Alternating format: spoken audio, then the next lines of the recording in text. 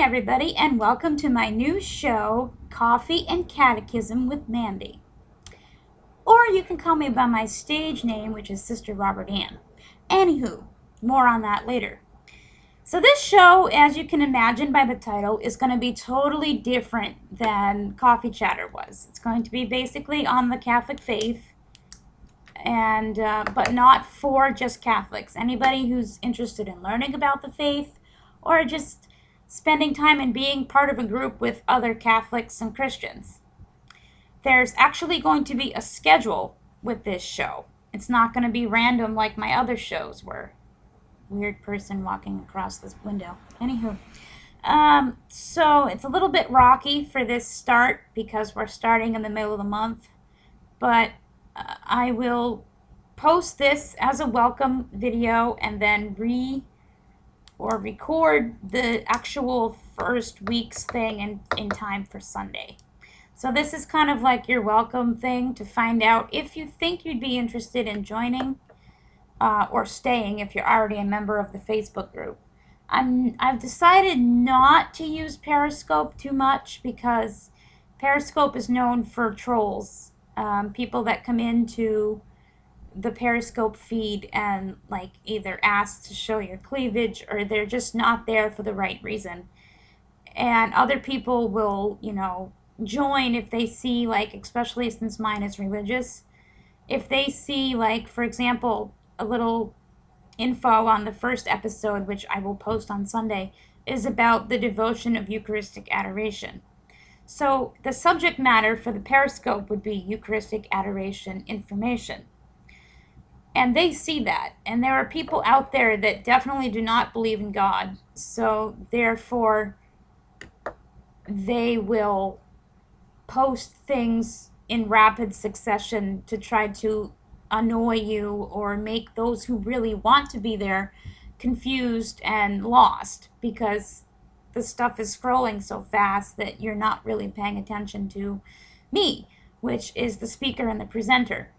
So I'm probably not going to do Periscope, but suggestions are welcome for like chat functions, not Skype, because Skype does not work with my laptop for some reason. It freezes it and makes it really, really slow. I might try Skype on my phone. I'm just not sure how much room it takes. I know that Firefox has a new feature. Firefox is kind of like Internet Explorer. It's the globe icon for those of you that are not too sure about what your computer icons are. So if you have Firefox and you use it regularly, let me know and we will definitely try out their new feature, which is a chat room kind of thing with video, and we'll use those for other weeks, which I'll explain in a second. But basically, I'm going to record them during the week and then post the videos on Sunday. So since Sunday is the Lord's Day and the day that Catholics and other Christians go to church, or when they think of it, Sunday is the day that you're supposed to remember Jesus and the Lord and whatever religion you celebrate. So a friend of mine, Lance, who's part of the group, for now at least, I hope, not sure as we get into deeper subjects if he will stick around, but hopefully he'll stick around to learn some new stuff. He suggested the fact that I do Sundays, and I kind of like the idea since it is a Catholic program. So I will upload it to the group page and my Facebook page on Sundays. And this is how the weeks are going to go.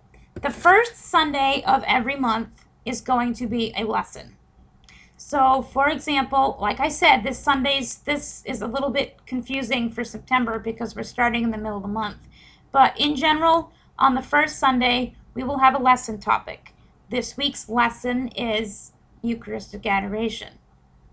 Other examples could be the Rosary, a saint report, which I'll explain. That's much further in the program. But and if you have any subjects that you would like to learn about, please comment on the video or in the Facebook chat or something, just so I can see what you guys want to learn about. And please keep it strictly religious, not like, well, why do Catholics believe that abortion is wrong? Or why do Catholics believe that gay marriage is wrong?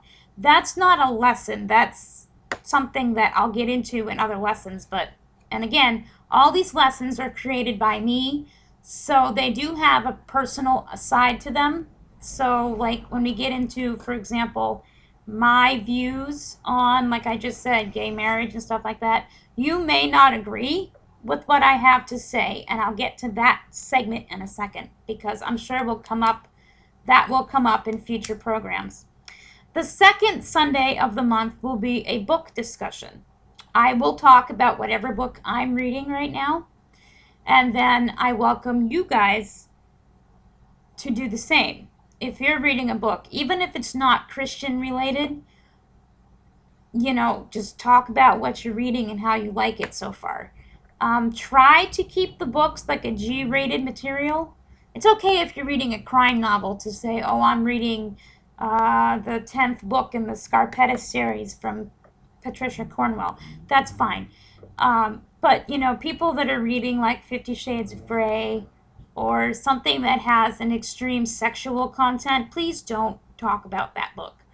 Or if that's the only book you're reading, make it G-rated when you talk about what you're reading, because I don't want this to go away from the point of talking about God and being God-centered. This is a new side of me that I kind of showed in the coffee chatter with the Saint of the Week and the reflections and the readings, but this is something new that I wanted and I've been praying about starting, and the more I prayed, the more it became obvious that it was meant to be. So I hope you guys will enjoy it as much as I'm looking forward to starting it.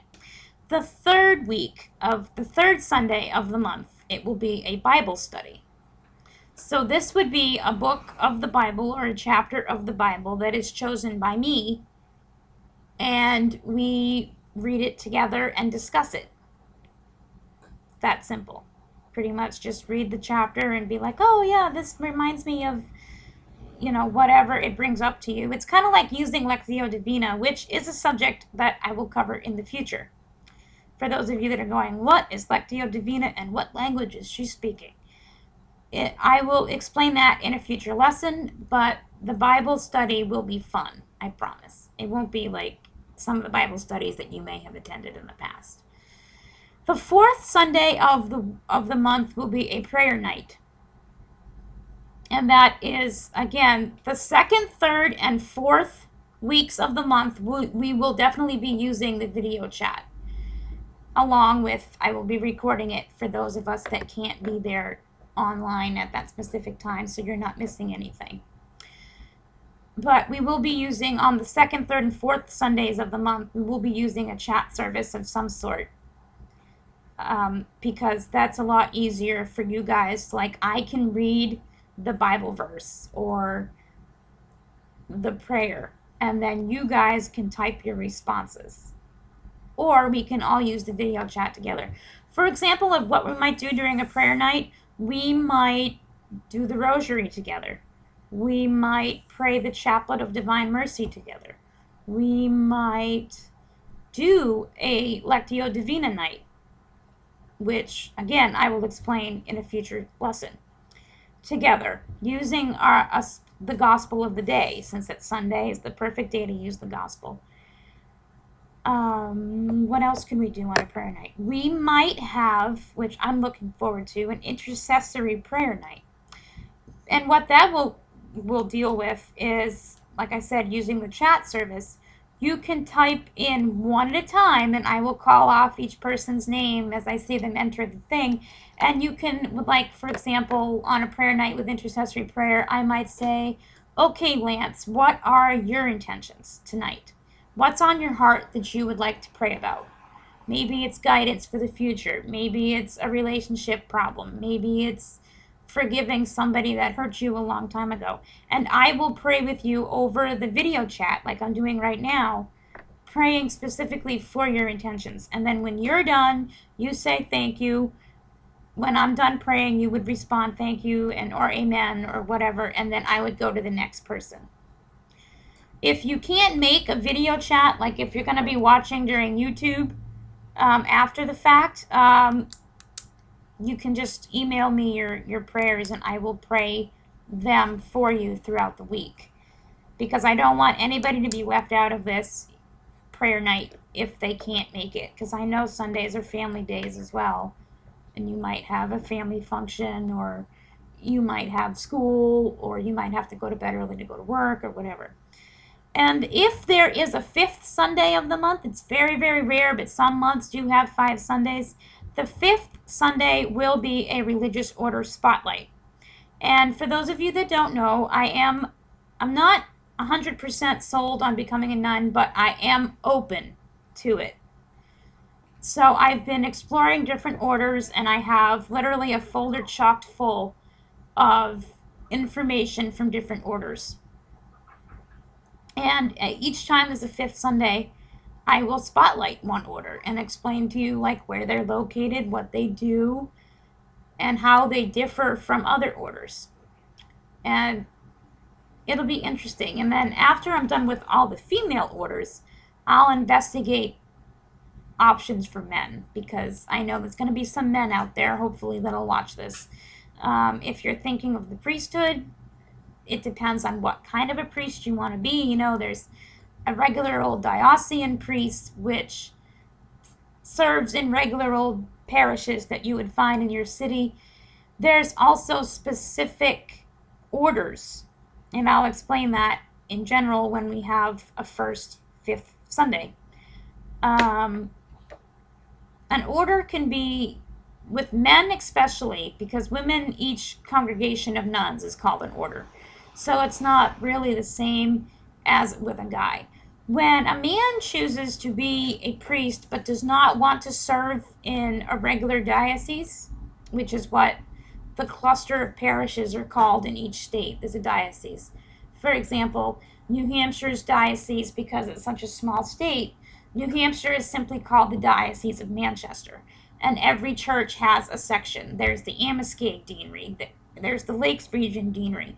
But they all fall under the loud truck just made me lose my train of thought. They're all under the Diocese of Manchester. There you go.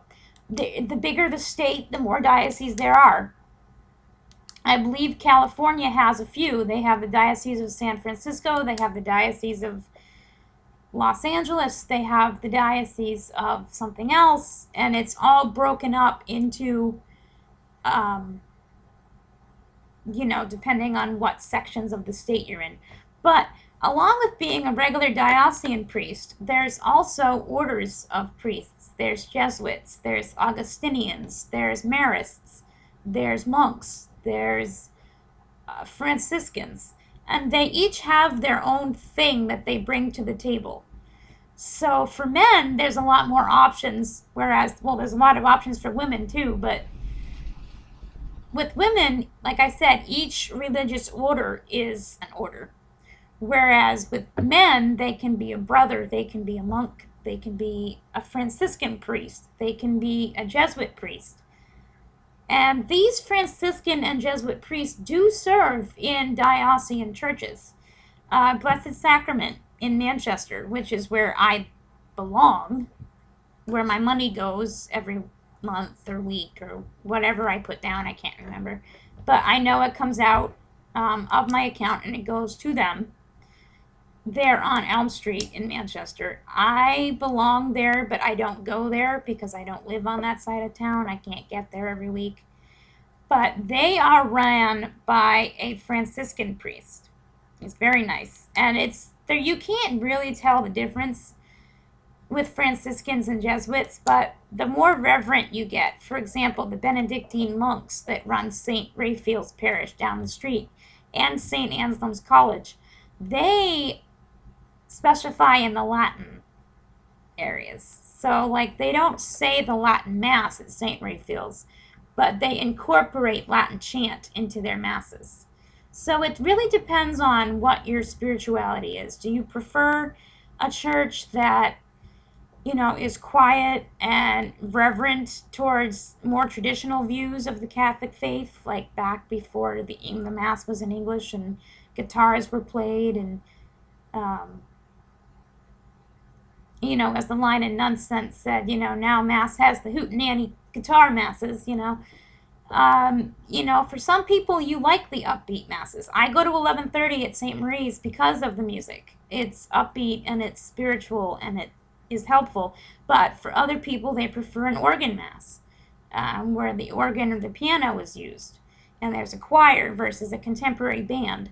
It honestly depends on what your preferences are, and that's the good thing about the Catholic faith. A lot of people think that Catholic equals organ mass, choirs, Latin mass, veils.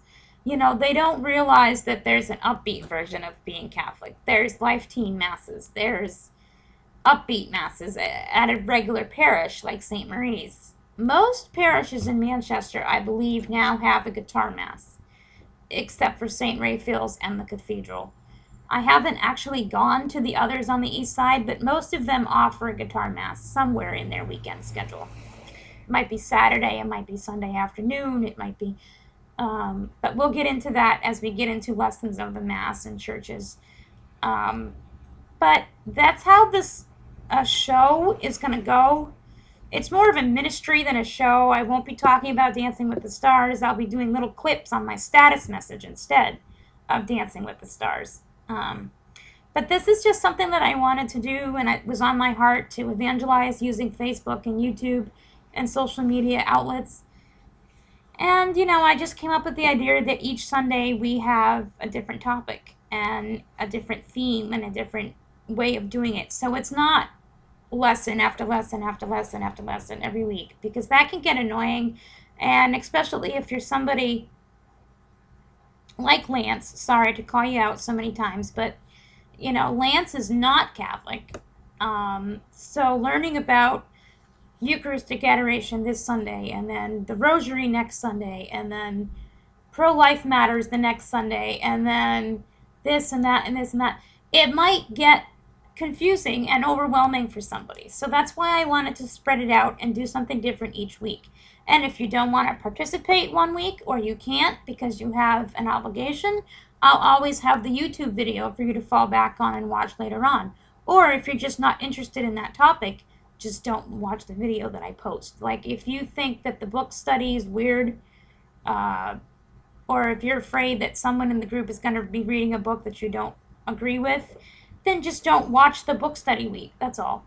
I won't, penalize you for not. It's not like I'm going to be going, oh, this one didn't watch this day, I must kick him out.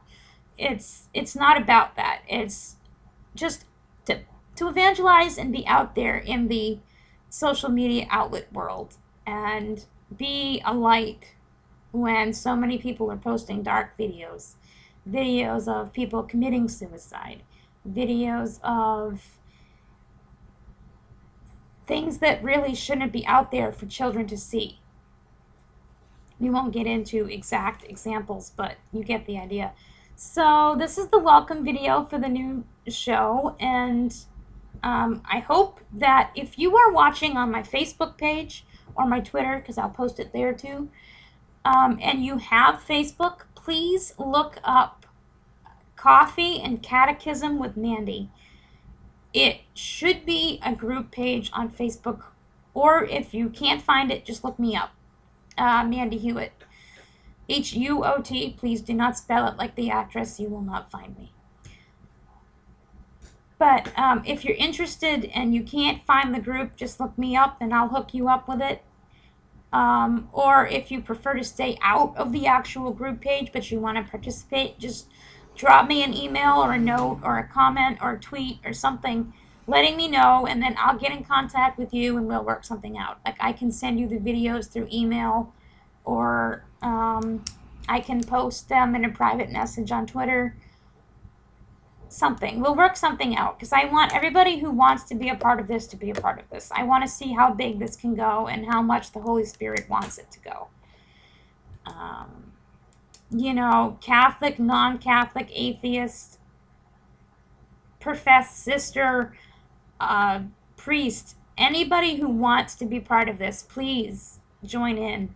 Especially if you are a religious sister or a priest, I may use you in a future episode. I may try to figure out a way to do a two-way chat with you to have your views on the big questions, like Why can't Catholics believe in gay marriage? Why can't Catholics believe in artificial insemination? And you know what their views are on these important systems, because I know a few of my friends have left the church because they were told by a priest that if you can't have kids, then you're supposed to just offer it up and not have children, even if you want it desperately and you can't afford to adopt a child. They were told to just offer it up, and I can understand their pain in that. It's rude the way he said it, and it's not, I don't 100% agree with it, but again, moving on. Because adoption is expensive. Even if you're doing an in-state adoption, it's still expensive. Plus, they have to come in and make sure that your home is safe and you're in a neighborhood that you can provide for the child, because a lot of older children that are being adopted have issues in the first place, which is why they're where they are. Their parents couldn't handle their autism, or they didn't understand it, or they were placed in a foster family, but the foster family gave up on the child and didn't want it. So they usually have a lot of issues. So the people come in and make sure that you're 100% committed to raising that child before they let you adopt it, which is smart, but it's expensive. And there are a lot of people out there that can't have children, and if they're Catholic and they cherish their faith, they want to have children, but there's really no options. If you physically are told and you've tried and you can't have children and you can't afford to adopt, you're pretty much in trouble if you're Catholic, and that's the sad part. But if you're a professed religious, or if you're a monk or a brother or a priest, I'd love to have you as part of this group, just to bounce ideas off and to have somebody with a higher level of expertise in the discussion. I've been Catholic all 27 years of my life, but there are still some things that I can't answer. I mean, I could look it up, but sometimes you can't even trust who wrote the article. So it's better to have someone who's studied theology for many years and who's led the church or led a church. Again, if you're a pastor of another Christian faith, I'd love to hear your views too. So I'm looking forward to what happens with this, and if you have any questions or concerns with what I said in the beginning, like how this is going to run, or if you feel like it's going to be too boring, or whatever your concern is, let me know. And also, just a word of advice as we get into the lessons: please be respectful of other people's feelings, because I don't want this to become an argument discussion. I don't want somebody, for example, with the Eucharistic adoration lesson that I'll be doing on Sunday, I don't want somebody to comment back. Like, let's say, I'm throwing another person who I know is in the group out there, Mary. Let's say Mary shares a very deep experience that she had with Eucharistic adoration, and she shares some pretty emotional stuff in the discussion. Not like in extreme detail, but something that makes somebody else go, well, that's not the way I believe. Don't attack her. Don't post extreme arguments. Like, it's okay to have a healthy discussion, but if I see that it starts getting argumentative, or somebody starts pointing the finger and saying that you shouldn't say that, that's not right, and it becomes disastrous, there's going to be problems. I'm going to pull you aside and message you and tell you to stop. And if you don't stop, I will take you out. Not physically, but I will remove you from the group, because I want this to be a happy group, a place where people can come and learn about new things and discuss what they believe. Like, not all Christian faiths believe that the Eucharist is Jesus's body and blood. Some of them use it as a symbol of Jesus's body and blood, like the Baptists when they have communion once a month or whatever they do, or the Congregationalists. I know they have it once a month because I went with my friend Jan, who used to work for a Congregational church. when you tell somebody that, Catholics believe that the Eucharist is Jesus' body and blood, they'll be like, oh yeah, me too. But in reality sense, they don't believe it. They believe it's a symbol of Jesus. They don't believe it is Jesus. And that's the main difference between Catholics and other Christian religions, is we believe that once the priest who is supposed to be acting in Jesus as the flesh, which I know that might start a big discussion about past events, but we'll get into that later on. But when he says the prayer of consecration over the bread or the cracker or whatever you want to call it, and the wine, it becomes the body and blood of Jesus Christ. That is something that Catholics believe. I believe Lutherans believe in this as well, but I'm not sure if their belief is as high as the Catholics are. So, like, for example, when we talk about the Eucharist, somebody might say, well, I'm Congregationalist, and we believe that Jesus is the body and blood in the Eucharist too, but we don't believe that outside of our service that we're supposed to receive communion. And that is a problem because for Catholics, Jesus is available to us 24/7 in some places through Eucharistic adoration, and then they have daily Mass, which I try to attend as much as possible myself. So I don't want this to become a banter session. I don't want this to become a soapbox. This is to learn about the faith and discuss different elements of the faith and what we believe. So again, if you have any suggestions on topics for the lesson weeks, let me know. If you want to add something, like as we get going and you realize that maybe the book study is not such a good idea, if you want to suggest we do something more solid, like maybe once in a while do a book study where like I announce a book, say a month in advance, and say everybody read this book if you can, and we'll discuss it. Just any ideas that you have to make this a better ministry. I will be changing the Facebook group name to Sunday Night Catechism with Mandy or something like that, to specify that it will be posted on Sundays, because otherwise we'll have people looking every day wondering when I'm going to post the first lesson, and they don't realize that it's Sundays. But if you have any other ideas, I mean, obviously there's never more than 5 Sundays in a month. 5 is even rare. But if you want to switch it up every couple months, like, keep the same general idea, but maybe introduce something new instead of one of those weeks, I'd love to hear from you. Also, please invite people to the group page. If you know someone who's Catholic or who's not Catholic, but wants to learn, that's the key thing, wants to learn. I don't want you to invite your friends just to raise the numbers, because to me it's not about the numbers. God will provide for whoever wants to be part of this. I want you to invite somebody who wants to learn and wants to be part of a Christian event on Facebook. I don't want people inviting anybody and everybody just because, well, let's make Mandy's videos go really high. I don't care about the numbers. I care about the quantity and the quality of who's in there. I don't want anybody who's going to, be an inside troll, and the minute I post something, they're going to start bashing it. That's not what this is about. This is about learning. It's about being with other Christians, and even, I'll accept people that don't really believe in anything, as long as they're open to learn. I don't want them to come into my group and start saying, you guys should not believe in God because this, and this. That is, I would consider you a troll, and I would remove that person. This is a group for believers in God or believers in some spiritual aspect, because I know that not everybody believes in a God. They believe in some level of spirituality.